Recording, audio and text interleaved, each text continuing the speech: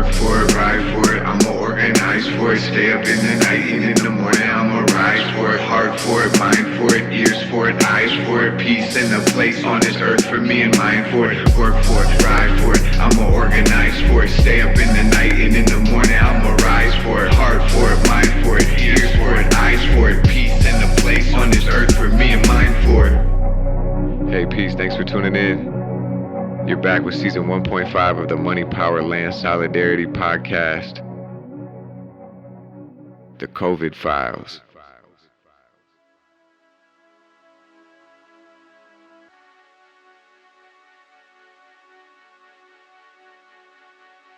On season 1, we did an episode titled Poor People and Beautiful Things. It's kind of a meditation on my love for the poor and working people that raised me, and my desire for a life full of art and beauty for us. Today's interview had me thinking about that episode because our guest, Mark, reminds me a lot of the men who have always been in my life, of the men who raised me, my family and my friends and my neighbors.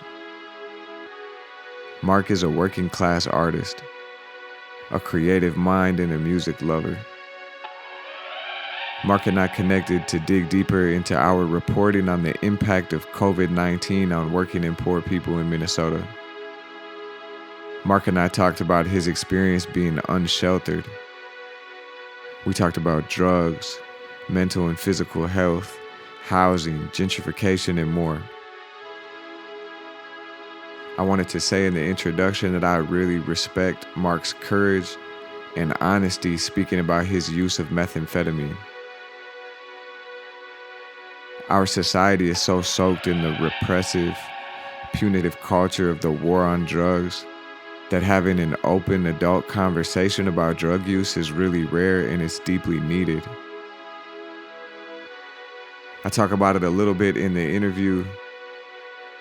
Drug use, drug addiction, and the war on drugs have had serious, intimate impacts on my life. Some of my clearest and earliest memories are trips to visit a beloved family member in prison for drug-related charges. My parents getting clean and sober during my youth is foundational to my personhood. And while I cherish the sobriety my parents modeled for me and hold painful memories close as a reminder of the consequences of abuse and addiction, I also recognize that drugs are a part of the human experience. In the right context, drugs can bring positive social, spiritual, and medicinal value and are to be treated from a public health perspective rather than a crime and punishment perspective. Our cruel system of private, for-profit medical care, our capitalist culture that values so little of our human experience, our brutal inequality, our lack of a social safety net, the untreated personal and collective trauma that we carry. All of these factors are the real issues that get papered over in the racist and classist anti-drug rhetoric. Housing is a human right, and drug use does not mean that one surrenders their human rights. Rather than punishing, incarcerating, and ostracizing people who use drugs, we need to listen, respect, and work with people to be as safe and healthy as they can be on their own terms. I know I personally carry a constant low-grade stress that my landlord might discover I'm a cannabis smoker and use that as pretense to evict me. No one should have to stress about losing their home or any of their rights for drug use. And it's not just marijuana, but all drugs that should be decriminalized. I wanted to just offer that little intro and say that I really enjoyed talking with Mark. One of the goals on this show was to get the working class artists and intellectuals that bourgeois society ignores on the record and on the microphone, and Mark dropped some real gems for us on here. I want to tell folks, remember to go check out Can't Shelter in Place Without a Place on Facebook, and go to cancelrentminnesota.com to figure out how to plug into tenant organizing that's happening right now in the COVID-19 pandemic. And make sure you stay tuned to the feed because we're going to be releasing more shows talking about these issues and more in the coming weeks. Try to keep your mind right. Try to keep your spirit right. Remember, we're physically distancing, but we're increasing our social solidarity. And enjoy the interview, and we'll catch y'all soon. Money, power, land, solidarity.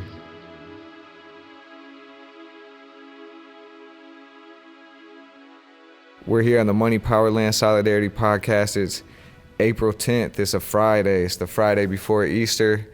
You want to introduce ourselves? We got a special guest today. Could you introduce yourself to our listeners? Yeah, I'm Mark Eliason. Hell yeah.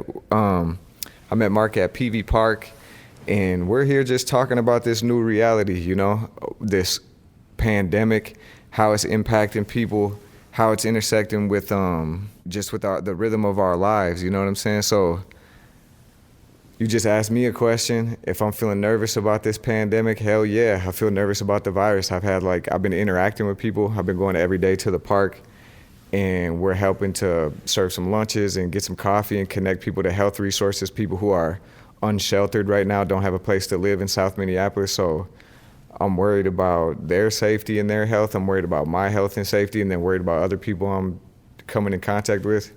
What about you? Yeah, I'm worried about it too, because I just want to worry about it, you know, because you don't know. And it's like, you've never seen nothing like this before, you know? It's crazy. It's like ghost town out there. It really is. It's an odd feeling. It's an odd feeling. It makes me feel like it's the end of the world. Like, oh man, Jesus is coming. I swear to God. Yeah. Honestly, it's been weird for me too, because I have some moments where I feel like this is a chance. People are waking up. I'm having like real genuine connections with people, and you see people smiling at each other and going out of their way to kind of feeling like we're all in this together. Yep. And then I've had moments where I feel like I gotta watch my back and keep my head on a swivel. What's it been like for you in terms of like your safety, your sense of security? I just feel like, for some reason, I feel like when I see, you know, I don't wear the mask that much or nothing, like, you know what I mean? Because I fiddle with my, you know, I'm always itching my eyes all the time and shit, and it's like, I feel like an outcast, man, you know? Yeah. Real shit. When you see people walk around, they all got the mask. And yeah, they got the mask on, and like, I mean, I feel like I'm doing something wrong because I don't got the mask on, so I'm gonna get it. Yeah. It's like I deserve to get it. Which is, nobody deserves to get it. Yeah, it's wild I've had that feeling too, in terms of like, damn, am I looking at people with suspicion now? Or like, if somebody close to me gets sick, am I gonna feel guilty like it was me that gave it to got them? sick. Yeah, that's fucked up. And then I feel like some mornings I wake up and feel like, God, am I getting sick? And then I feel if I got a temperature. Hell yeah. Especially the first week, every day I woke up, I was convinced I had it. Yeah. I had to like go through the data. Yeah. Hell yeah. Because I always feel a little fucked up, you know? Yeah. So I can't tell if it's like what it is, but it's like, I'm just seriously scared about it. I was wondering if I had it, because in January I got sick as fuck. I had a bad flu, but it felt like the flu in terms of I had a fever and I had body aches. But I have a big fever? I did, but I didn't have an upset stomach. It was my lungs and a cough. And I think back on it, and I'm like, damn it, that's what it sounds like, but I'm not sure. Yeah. But I wonder. That's what scares me, is like the whole breathing thing where you can't breathe. I'm a smoker, and so I just worry about it, because there's times when I'm sleeping at night now and I'm laying in my bed and I'm just like, I can't get my breath and shit, and then I get panicky, and then I think, God, what's it gonna be like if I get that shit? Real shit. What's your healthcare like right now? Like, if you did get sick, what would be your options? Oh, I got Medica. Okay. Yeah. Real shit. I'm not worried about it. I just worried about, will I be able to physically take it up, because I beat up my body so much. Yeah. That I get worried about it, you know? I'm a daily cannabis user. You know, I like to smoke weed, and before the virus really hit, I was smoking blunts every day. And now I've started smoking more bowls, just thinking about my lungs. What about you? I've been smoking wax a lot lately. Yeah. And I just get worried about it, because that shit fucking, You know what I mean? My wax intake is limited, but the thing I remember about it is the first time I hit some wax, I was coughing. Like it almost put me out. Like I was crying. I was coughing so hard. It tastes like gasoline. Yeah. I heard a story the other day. I listened to a dope podcast called Great Moments in Weed History. They talk about like weed history, and they were talking about some of the first people who made like dabs, but they were making them back in like the 60s or 70s. Yeah. And there was like a group, I forgot the name of the group, but it was cool. They talked about the whole history of how they started making it because they were bringing stuff back from Afghanistan. And so some chemist was able to figure out how to make the distillate, but then they got cracked down on so hard that they're saying that dabs didn't really come back until then. Like recently people smoke more waxes and shit. Yeah. And now they got all these funky little pipe things to smoke it with and shit. Hell yeah. Yeah, I just thought about fucking burn it underneath. Hell yeah. One of the things that brought us together, was around the space at the park where folks who are experiencing homelessness are coming to connect and get some resources in this pandemic. And I was wondering if you could speak on that, your experience, your choice to live without a consistent apartment and kind of like the challenges that brought for you, and then what you think about that now in relation to this. I think I don't know. I always feel like I'm a house. I have an apartment now and shit like that. I didn't, but I chose to be homeless for a couple years, and I just always feel like I'm looked at as a homeless person. You know what I mean? I just feel like that. Most people I know, I try to go into a coffee shop or something, and it's just I don't fit in. You know what I mean? It's like, and it's just like in some places I visit, I come into the park around the homes. I just go there because all my friends are like work for like, are them like volunteer people. You know what I mean? Yeah. But they're not we don't hang out outside of like their work schedule time. You know what I mean? Yeah. And it just makes me feel fucked up after a while. I bet it does, man. I bet it does. I can feel that dynamic shift. Like if you're talking about in a coffee shop or anytime somebody who might look like they've experienced homelessness, the way people change their postures and shit and just look at you different. Right, or if you pay for your coffee and I'm pulling out all kinds of change to pay for it and shit. Yeah. And pay for it change and, Hell yeah. I ask them, how much is large? Shit like that, you know what I mean? Yeah. Other people are sitting at every little table and they all got their little computers and all their shit, and I don't got, nothing, maybe my guitar, or something. Yeah. But that's gone right away, and it's upon it, so. For real? Yeah, hell yeah. I bought like 100 of them. Yeah. Yeah. Tell me about that. Like we talked about on the way over here, just as far as like drugs and the role drugs play in society in your life. Like, would you speak on that some more? Yeah, I'm a methamphetamine addict, and that's like been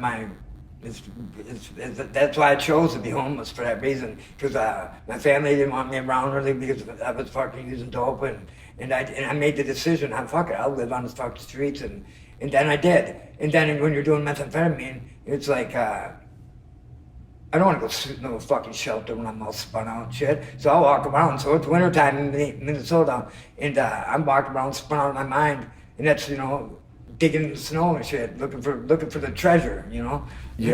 Yeah, there's nothing there, you know what I mean? But I am seeing shit, and it's caused me a lot of problems. I got the frostbite, lost some fingers, and it's kind of messing up my guitar playing and shit, Yeah. Yeah, but then you're trying to kick it. It's like she's like a dirty bitch, man. She's like a dirty bitch, Crystal. She's a dirty bitch. Man. It's like trying to get rid of them. Like she's been my girlfriend, man. You know what I mean? I'm 43 right now, and that's who I've been dating for the past. A toxic relationship. Yeah. Yeah. But I had this love for her and then it grew into this hate.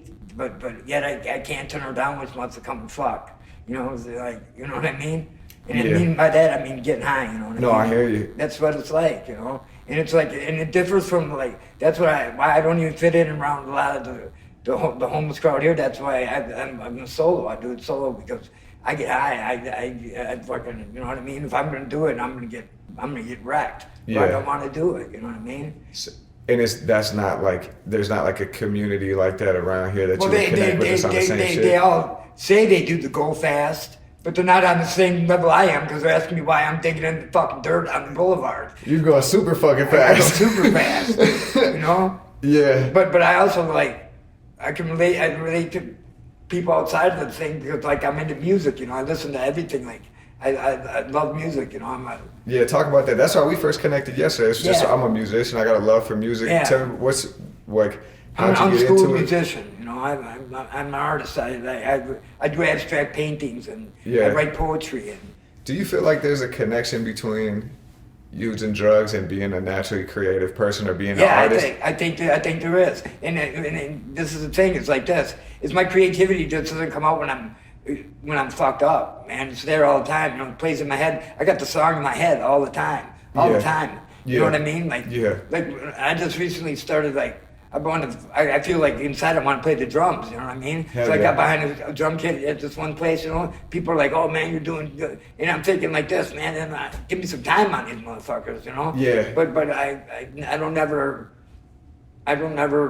settle down long enough to like get a spot. If I try to go into a studio or someplace where an open mic night or something like that, you know, if I'm fucking Spindazzled and I go into an open mic night, they'll all look at me like I'm nuts, but I could spit down just like any of them motherfuckers could, you know what I mean? I bet you could, bro. Yeah. No question.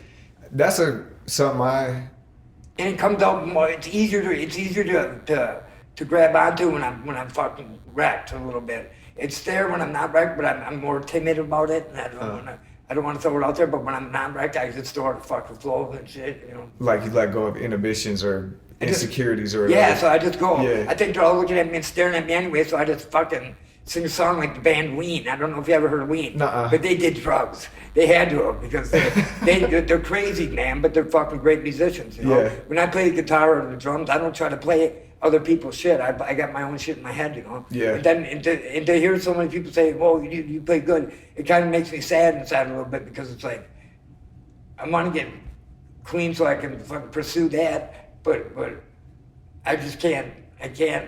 I'm just not, you know. I don't want to promise anybody no more that I'm getting clean because I'm done doing that. I'm 43, bro. Yeah. I'm sick of promising people I'm getting clean and I'll go treatment. But you know what I mean? Honestly, I can hear what and you're marijuana, saying. I ain't kicking out of the Hell no. picture. Well, to me, That sounds a drug. No, and honestly, how do you feel about? I guess I'm trying to say I don't know as much as you, and I'm trying to speak from a humble position because drugs have always been a part of my life in terms of I've had drug addicted close family members. I'm from a neighborhood where drug addiction, drug use is normal. It's a part of life, but also so are the other parts that come with it a lot of times, which is like people who got unprocessed trauma, people who are poor, people who are overworked, people who've been through historical trauma and shit.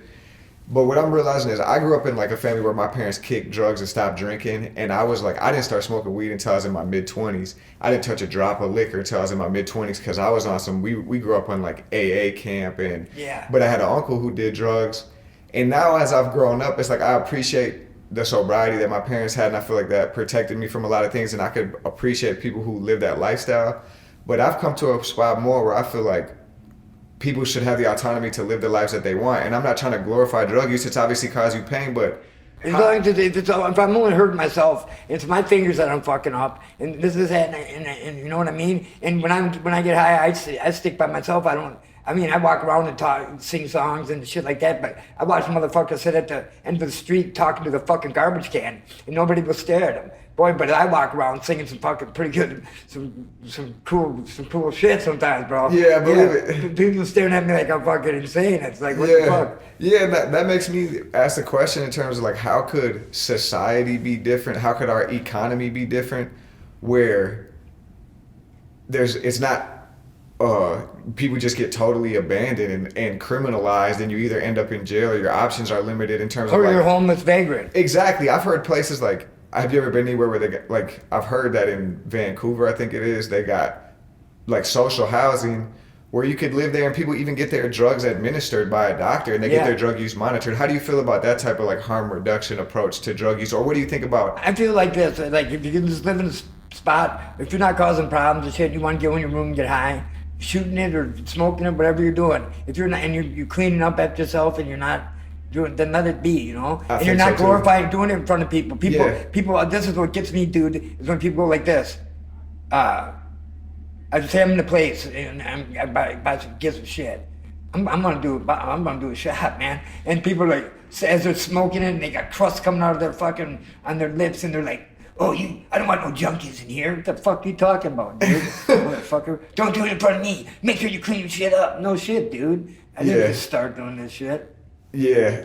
So it's like you take away the shame of it. You take away the fact if you don't make it a crime, then it's like people could be more healthy about it and be more open about it. Yeah, just be open about it. Like I don't hold it back, man. I don't lie. I don't. You know what I mean? Yeah. But I don't. But I also don't feel like I should have to explain nothing to anybody. True.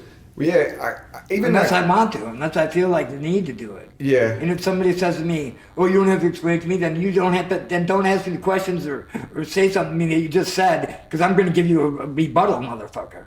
You know what I mean? Amen.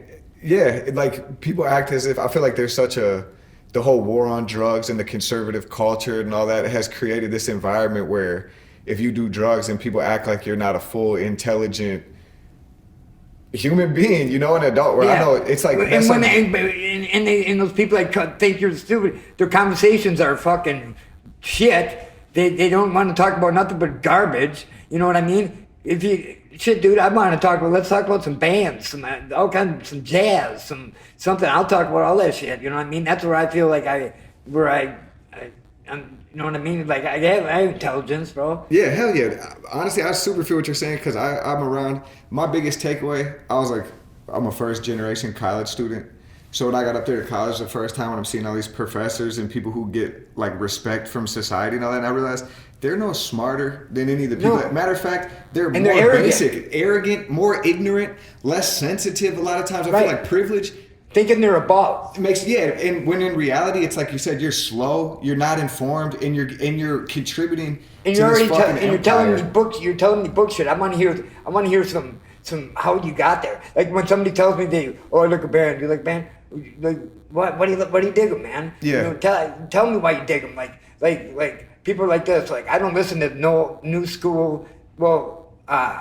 Hip hop shit, that new shit that they play on the radio. I don't listen to that shit. I listen to underground shit, like Jedi Mind Tricks and shit like that, like Ill Bill and Necro and.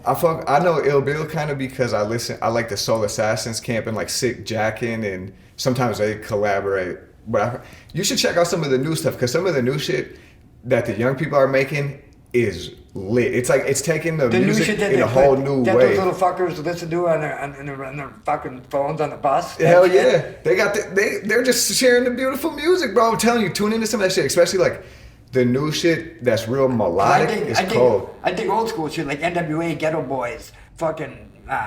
Hell yeah. Too Short. Me too. That's the shit. Yeah, but the first rap tape I ever heard was NWA tape my uncle brought home. Straight out of Compton? I don't even think it was straight out of Compton, to be honest 100 with you. Miles and Running? It might have been. I can't remember. I just remember. The second one was 100 Miles and Running. The first one was Straight out of Compton. Hell yeah. That was the shit.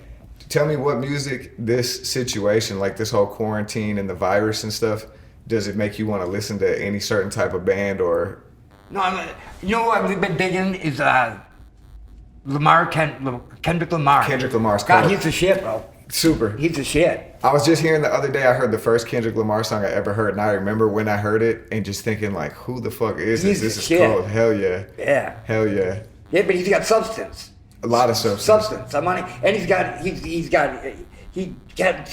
he doesn't have the same beats and he throws all kinds of different shit in there. God, he's great. He is great. Yeah. Yeah, hell yeah. What's some of the jazz that you like? I like I like Miles Davis. I can't think of like all the names because there's so many. I like Thelonious Monk is my favorite. Hell yeah. We got the same birthday, October 10th. Thelonious Monk? Hell yeah. You like Thelonious Monk? You know, I do. He plays flat finger and he always wears funky hats, and I wear funky hats. That's the one thing I remember about him is that he always, a mentor of mine, one of the people who put me on Thelonious Monk, pointed that out to me that. And he plays flat finger, and they told him you can't play like that, and he said, the fuck I can. Yeah. And he did it. You know what I mean? Hell yeah. And he was. This is what's cool about this is about jazz. That's why I like jazz and blues. I love the blues and jazz. I like blues because it started off it's old poor black dudes that probably played with fucking homemade guitars and shit or whatever, but they had some fucking like Muddy Waters and fucking R.L. Burnside and That shit's the shit, dude. Hell and then yeah. jazz is like this. Is what's cool about jazz. It's like it was like back in the day when it was like segregated and shit. But the white jazz dudes would go in with the black dudes and they'd sit up on the thing and they'd just jam out and they'd play. And all them jazz guys back then, like Miles Davis and a lot of them got Charlie Parker, they were all heroin addicts. Yeah. And to think about the role cannabis played in that, where I've heard that like it was the weed that was bringing people together. Yeah. You know? Yeah, hell yeah. They always be burning it. Hell yeah. Yeah. What do you think about John Prine? I love John Prine. John Prine to me, and this is how I'll tell you how I got turned on John Prine, bro. I was fucking drunk, cruising down the street one night, and I fucking locked my car, and I see a CD case sitting in the car, and I fucking opened up the car, took the CD case, and inside the CD case was John Prine, Hank Williams, the original Hank Williams, and I listened to it. I'd be spun out in my apartment, just listen to John Prine, and then send me an angel flying through Montgomery. Yeah, it's a shit, dude. Honestly, man, that sounds like some karma, the universe speaking to you, where if you clip that one and that spoke to you like that. Yeah, the whole case, he had all kinds of shit that I wouldn't have listened to. Yeah. That I just listened to because I burned through, you know what I mean? But I also get into like some metal, like some like Mastodon shit. I got totally into that band. I don't know if you got to listen to Once Upon the Sun, bro. See, I got to because I've never really listened to it, but I've been at some live metal shit that's been some of my favorite shit because I like something that moves me, that makes me lose my mind, that makes me physical, you know? I want to hear the lyrics too. Yeah. I don't want to hear that. I don't want to hear that shit. No, I feel that's the thing that turns me off a lot of times. Even though I don't judge, like I can see how somebody could dig it, but I can't do the screaming for too long. I can't. I want to hear some singing, some growl singing. Yeah. Some growl singing. Hell yeah. Like Pantera, when their first, well, the Colors from Hell was kind of like not so growly, but Vulgar Display of Power was pretty growly and it was perfect. And then when he got to like me inventing and steel and shit like that, it was too. I don't like that. What do you think about country music? I love older country. Like I don't like none of this newer. Let's get our beers and go down the road. Get my girl and then we know. And you know what I mean? I don't like that shit. It's like, because they're like trying to, it's just, I don't know. They're just trying to fucking, I don't know, I don't really like it. I like the old school, like George Strait and fucking Hank Williams Jr. Hank III, have you heard him? Hank Williams Jr.'s son? Have you heard him? Yeah. He's got this band called Ass Jack. Okay. Yeah, he's the shit, bro. It's so good. He's up on stage. He can play. He's got country music too. He's got country CDs out too, and he's country, bro. He grew up around Waylon Jennings and shit like that. Oh yeah, I have seen because Waylon Jennings got a grandson or something too. That's a rapper. He's a Struggle rapper. Jennings. Hell yeah. I've just seen him. Yep. Jelly Roll. Have you ever heard of Jelly Roll? Yep. Hell yeah. There's some Southside dudes who do a record label called Long Doe Entertainment. Yeah. And they got collaborations with them. So they've like Waylon Jennings and them and what's the other dude's name again? You were just saying? Hank III. And the other dude, Jelly Roll. Jelly Roll. He's the shit. They performed at the Caboose, I'm pretty sure. A couple times. He's pretty. They're from Tennessee. There's a bunch of these dudes from Tennessee that are pretty badass. Nashville type shit. Yeah. But their lyrics are. It's the shit, bro. Yeah, no, I'm getting more into it now because my dad would always try to put me on. And I only grew up with the newer stuff and I was just kind of biased against it. I wasn't hearing it. And now that I get older, I realize that it's not just the pop country that I heard, that there's like real working class music there's a whole world that I'm not even tapped into, that I should check out. Yeah, I like Sturgill Simpson. I just got put on kind of a little bit. He's cool, bro. Yeah. And there's a bunch of these. A couple of these new country dudes that are cool. I think Kenny Chesney's pretty. I think he's all right. I don't mind him. His lyrics and shit. I don't. I'd have to be in a certain mood to throw him in, but he's not bad, But I'm talking about that some country that's like that fucking the shit that's just getting in my pickup and I'm going down the road. Yeah, drink my beer, don't you know? Fuck that, man. It's like it's just like that watered down pop music. Yeah, that's exactly what it is. A lot of times, the hard time for me with country music, a lot of times is, I was in 10th grade when September 11th happens and the whole war in Iraq and Afghanistan, and I feel like a lot of the pop country sold that war and got behind the whole white America patriotism shit Yeah. that I can't dig. And now I realize that like that's not all country music. Like that was outlaw working class music, you know. And it's like Yeah. I'm trying to listen to more of that. There's a cool podcast I listen to out of Eastern Kentucky. That's how I heard about Sturgill Simpson. Is like three He's a people from fucking Eastern great- Kentucky. Hell Great yeah. guitarist, man. For real? Yeah, he is. He's cool. I like him. It's cool. There's a couple other ones I can't think because I'm trying too hard to like. I want to get everything right what I'm saying and like not sound like a fucking moron. Oh no, you're doing I know, good, man. I know. I feel you. Anytime you get a microphone in your face, Yeah. it takes some adjustment. Yeah, and then and I always feel like I'm less than. You know what I mean? Huh. So I feel like I shouldn't. But I feel like sometimes I don't want to claim the artist being as an artist because I wasn't schooled. I don't have a portfolio because I lose everything or I give it away to somebody. That's a cool thing. Give it away or I lose. You know what I mean? Yeah. Or whatever. You know what I'm saying? Like poet to poet. I'm a poet, man. And it's like it's just inside of me. I didn't. Yeah. You know what I mean? And it comes out in certain ways. I don't always get it down on paper all the time. Honestly, I really know what you mean because I'm the same way, and it's taking me. I'm still trying to own it and embrace it and accept it. I'm not trying to be corny, man, but I'll say to you, it's a real honor to speak to you, man, because I think that's the truest artistry.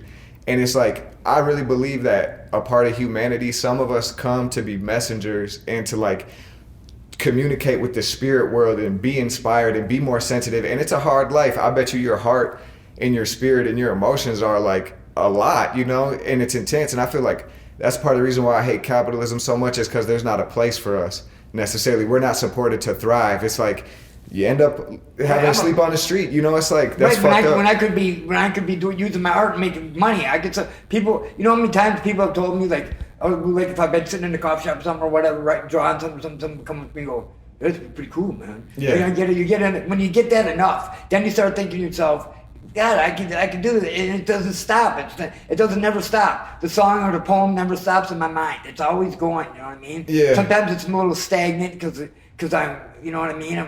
I'm withdrawn or something, or I'm not in the mood to talk to anybody. Yeah. You know what I mean? But just, when I'm high and you hear me busting out something, it's in there. It's like, man, I was born into art. My father was an artist. Like, Is that right? Yeah, but he was a worker. He had worked at Ford Motor Company his whole life, and he didn't think he was a good artist. And I held resentment against him because like he was so good, he could draw. See, when I just draw abstract shit. I throw shit down on paper. I scribble art, man. Yeah. I start scribbling something, just scribble, and then I build it into some crazy weird shit. And I like pens, you know, I'll do it with pens. It's like that people don't get it, but when I went to that fucking museum over there on 24th and right by St. Stephen's over there. Yeah, the MIA. Yeah, when I'm up there on the abstract floor, the 5th floor, look at this shit, I look up at the sky and I go, man, this is what I do. I mean, Hell yeah, that's just- beautiful. Hey, tell me more about your dad. Like you said, he was an artist and he worked at the Ford Motor Company. You told me yesterday you're from the east side of St. Paul. yeah, well, originally South St. Paul. Okay. But I migrated to the east side. And I always went to the east side to hang out and shit. You know what I mean? Yeah. So and then my sister lives out there, and I was out there for a while and this and that. But I'm originally from South St. Paul, and St. Paul. And then in 2011, I decided I had to get the fuck out of there, and I got an apartment out here in South Minneapolis, and it was the first apartment I ever had. And then I just if I'm gonna live in Minnesota, it's gonna be Minneapolis. Yeah. St. Paul's sleepy. Yeah. Yeah, in a certain way. And Yeah. It is, and it's a bunch of little punks thinking they're tough, and their meaning of tough is if they see you walk down the street, 6 of them are gonna jump you and this and that. You know what I mean? Yeah. And people think, oh, Minneapolis, you walk to the north side. It ain't like that out here. I don't think. You know? Yeah, no, my experience is like, and I gotta say, like, St. Paul, I can see the word sleepy, but I got a lot of respect for St. Paul, and just to say that St. Paul's tough, and right now it's a lot going on in St. Paul, and there's a lot of violence, yeah, Yeah, it's a lot of struggle, yeah. Yeah, so it's a bunch of little fucking turds thinking they're fucking tough, man. Man, I mean, that's what it is. Yeah, You walk down the street, and it's like I don't know, man. If I walk around the north side and I'm I'm fucking picking up my treasures on the ground, man, which is, it ain't shit. There ain't nothing. You know what I mean? People are like, what are you doing? It's like, fuck, are you on that meth? What the fuck you asking me for, motherfucker? Yeah, right. What's it look like? Yeah, what the fuck do you look like? Yeah. And you're asking that drunk guy if he's drunk, the guy pissing on himself in the corner? No, you're not asking him that. Yeah. But you're asking me, and you're looking at me whispering and shit. Do you feel like meth has a worse reputation, or do you feel like you get stereotyped differently being a meth user than maybe somebody who uses downers or drinks or something? Yeah, totally. I don't get accept that. If I'm a heroin addict, and right to say it, but I'm not. Yeah. I don't like it. Yeah. I don't prefer. People don't look at that. Sit there and whisper and snicker about the dude on the bus nodding out on the bus. They just. But if I'm on the bus whipping through my papers and shit, you know what I mean, looking at my city pages and writing in my notebook, everyone's like going. Staring, and it's like, why you fuck keep staring at me, dude? Yeah. Fuck, you want to take a picture? It'll last longer, motherfucker. Yeah, take a picture. And I'm selling for $5, man. Yeah. $5 a picture, bro. You need one? Yeah, for That's real. what I say to people, man. And it's like this, and it's like, oh, you geek? No, I don't smoke crack either. That's another thing too. It's like when I'm walking down the street and I got these fucking homeboys going, hey man, you going with the crack? No, I'm no fucking crack, man. Crack is whack, Jack. It is. What was I gonna say is But let me say something this about crystal, man. Speed. It's evil. It's an evil thing. It takes you to a different place. It sets in the spirit realm, man. It totally does, man. It's evil. It's evil. It's a fucking planned trick from the evil one. It's evil shit. It's all evil. It's all bad. But methamphetamine does it brings you to some weird spots, man. really. Yeah, it does. Yeah, and I'm trying to walk that line between it's like we're all living in this world, and it's like I think drugs should be legalized, and I think they should be treated with a public health approach, but also I'm not trying to glorify, or glamorize. So I appreciate you saying that too, because like I had an uncle who smoked crack, and it was like more cocaine and alcohol that was like close to my life, and heroin too. Like a lot of my younger brother's friends and people I know who are my age, it was heroin and opiates and pills. A lot of people in my life died, but meth was more like I did know some people connected to meth, but it was more like people who ended up locked up and stuff. It was more of an underground thing. Like that back when I started doing it, back in 1994. 1994, you started doing it. Yeah, I started doing it then, and I got right to the point right away. I had these guys that turned me on, which at the time I didn't realize how. Now I know like how evil they were. Like and it was to get me high. It wasn't to like give me something to tell me it was good shit. Now it should be they got me high.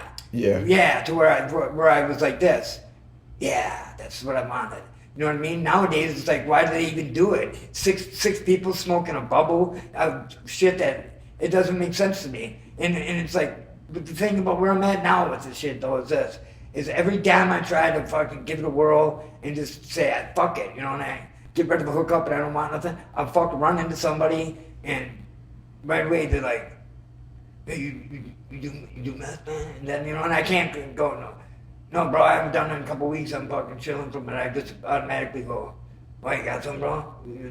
Whatever. And then, yeah, addiction is a motherfucker. It's a bitch.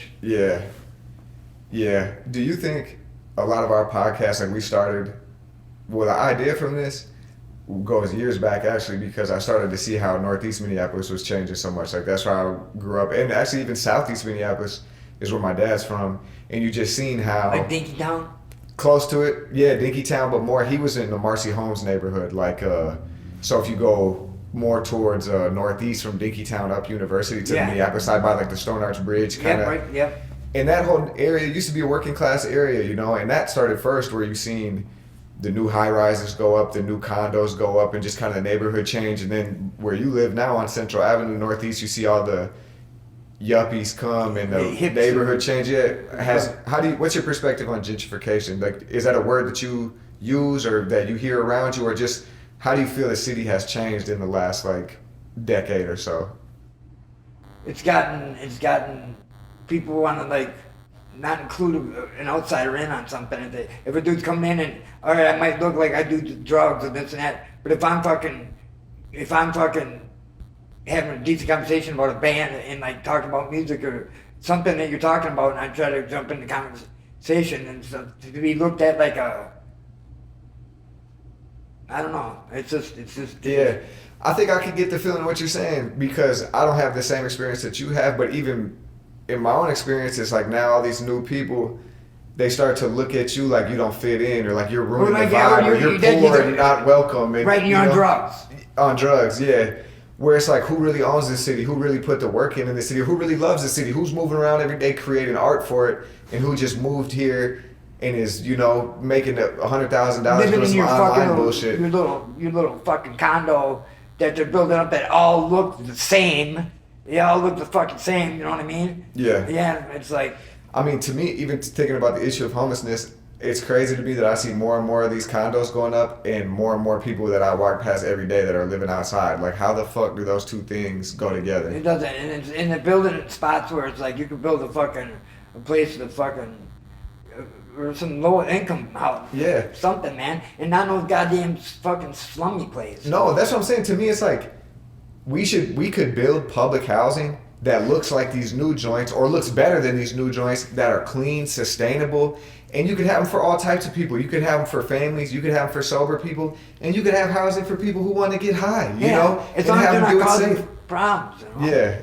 It's like, and I'm not talking about like a wet house neither. I fucking tried a fucking place where you go to drink to die. They got them.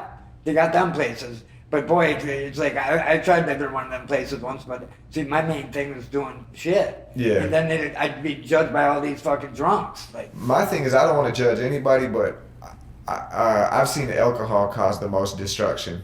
Yeah, alcohol. You know? Yeah. I mean, ever since I got the frostbite the first time, the pain was so intense that I drank it because it was the only way I could go to sleep. And I started drinking, and then I just, I started on that. Tell me what happened with the frostbite.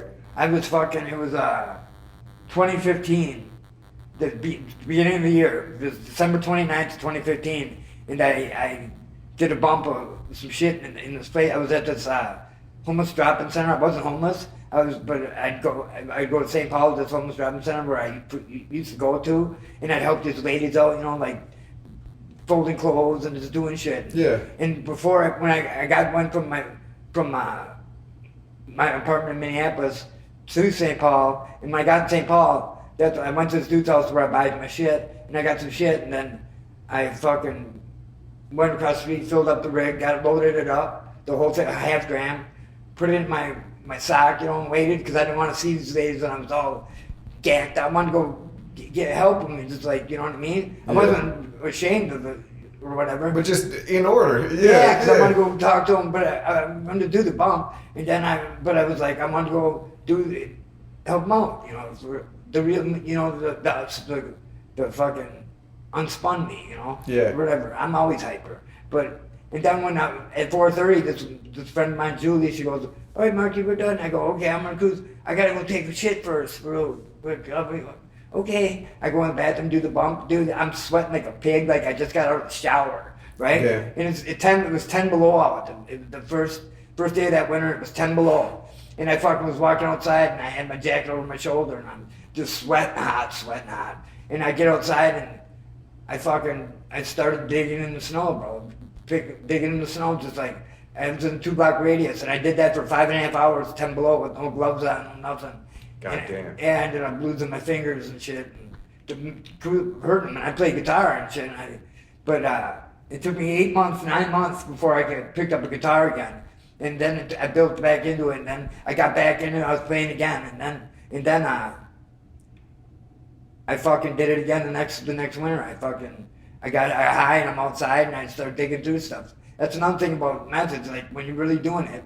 If you see people are saying they're doing meth and they're not digging in a backpack or trying to go play with their pecker somewhere or do something, then they ain't fucking. Yeah. I'm sorry, I don't mean to. Yeah, no, you can say what you need to, bro. Yeah, it's what you do. Or me, I'm a picker up of stuff because I'm seeing all kinds of shit, man. Yeah, and then I'll fill up my pockets. That's why I hate wearing so many pockets, man. I'll fill it all full up with shit. And then I'll get to my spot when I'm going to my house or something, and I'll unload all the shit out of my pockets, and I'll look through it, and then I'll put it in separate little piles, and then I'll go sit down, and I'll be starting to come down a little bit, and then I'll smoke some weed, and then I'm coming down, and then I look at the fucking shit that I picked up, and I feel like, oh, what the fuck? What the fuck did you do, dude? But I do it, you know. I hate fucking getting high and then having to walk from here to there. I have to go outside because I'm gonna walk down into some busy intersection on a boulevard and I'll start digging in dirt, man. I'm gonna find it. Yes, I will. You know, but it's all bullshit, you know. Damn, man, that's intense. Yeah, it's fucking stupid. Yeah. It's fucking stupid. But, yeah. Yeah. What do you want, drugs? What do you think, motherfucker? Right, no, I'm just out here digging. Yeah, I'm just digging the fucking boulevard on a sunny fucking busy night where everyone's just getting off work and I'm right in the front almost. Yeah, that's what I want to do. Yeah. Yeah, I'm right. Yeah. Damn. It's fucking embarrassing. What's like, to you, what do you think is like somebody in your position? What's the best harm reduction strategy? You know what I'm saying? Like, what do you think is the best way that puts you in the best position? To quit. I don't want to say kick it. I don't even want to say kick it. I'm saying maybe live with it, kick it, just live a life. You know, have the best life that you can have. You know what I'm saying? Be as healthy as you can be. Then you don't need to bring it up to me all the time and this and that. If I ain't hurting you or if I'm spun and I'm talking to you, but I'm trying to keep it down a little bit, this and that, I don't need you to tell me, Keith, man, you're fucking liar. It's like, no shit, man. I don't say nothing to you when you're fucking spitting ass drunk, motherfucker. Right. You know, you walk around there, you're a drunkard and shit, and you're telling me you're yelling it out in front of everybody. It's like, what the fuck, man? Yeah. You know? And the whisper snickering shit. Yeah. But that's another thing. It's like, yeah, just fucking, you know, you ain't saying nothing to the guy that's fucking, dude, if I ain't fucking bothering anybody or I ain't saying nothing to Billy Boy walking his dog down the street, but I'm on this boulevard kind of just minding my own business, digging in the dirt, paging through my city pages. You know, that's what I do. Put it down, dig. Yeah, I ain't hurting nobody. Right. Leave me the fuck alone. So just mind your own fucking business. Mind your own business, man. Yeah, hell yeah. That's a good strategy. And I just think to tie it back kind of like one of the themes of our show is just like class solidarity and understanding that it's like somebody doing drugs and digging in the boulevard when we got people dressed in 3-piece suits making a lot of money, killing hella people, locking people up, enforcing poverty on people. To me, it's like, just for folks listening, is to remember, man, it's like we gotta have solidarity with one another, and all of us are living through a lot of challenges, and it's like we should be supporting each other on the ground level and really demanding more of these people who keep putting up these luxury condos, but then putting people in bad positions. Right, and then it's like this, like, if I'm walking down the street and I ain't hurting nobody, and you walk by me and you're staring at me, motherfucker, I'm gonna say hello. Yeah. And you're just gonna just walk by and not say nothing and just don't fucking stare at me, man. Yeah, for real. You know what I mean? Yeah. Walk by, cause I'll say hello, or you know what I mean? Give my eye, and they look at me like, oh my god, like they're fucking better than me when they're out at home fucking doing some fucked up shit. Yeah. Fucking you don't know what they're doing, right? Hell yeah. Hey man, well I think this is a good timing. I want to ask you, for our listeners, if you got any listening suggestions. You already dropped a lot of good bands or whatever, but just anybody you already said or anybody else, who should people be tuning into? I'm into fucking Kendrick Lamar. Like Kendrick Lamar. Yeah, Weatherman.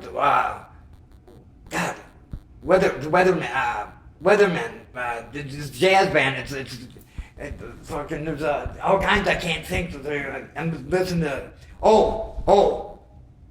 Cage the Elephant. Cage the Elephant. Cage the Elephant. Hell yeah. Yeah. Dope. The Happy Birthday album. Cage the Elephant, the Happy Birthday album. It's all good, but the Cage the Elephant, the Happy Birthday album, yeah. Dope. I'm gonna check it out. Could you say your name again one time? Mark Eliason. Hey man, I really appreciate you coming on. I appreciate your honesty, and it's like you sharing your wisdom and your creativity and your energy with the people out here today, And well, thanks for having me on, bro. I appreciate it. Hell yeah. Money, power, land, solidarity. We need money, land, solidarity. If you